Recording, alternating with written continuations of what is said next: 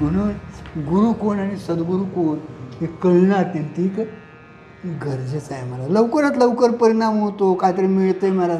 मी कल्पना केली आणि तसंच झालं. माझ्या मनात होतं ते त्याने सांगितलं, ते बी टाकले आणि ते बी. अरे वर्तमानातले सांगितलं त्याला. भूत भविष्य वर्तमान त्याच्या अतीत आहेत ते महाराज, ते सांगणारे सद्गुरू आहेत महाराज. कालातीत आहेत ना.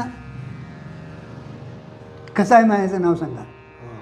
तिथं कालाचा काल नाहीच महाराज, तिथं सदैव आहे ना ते.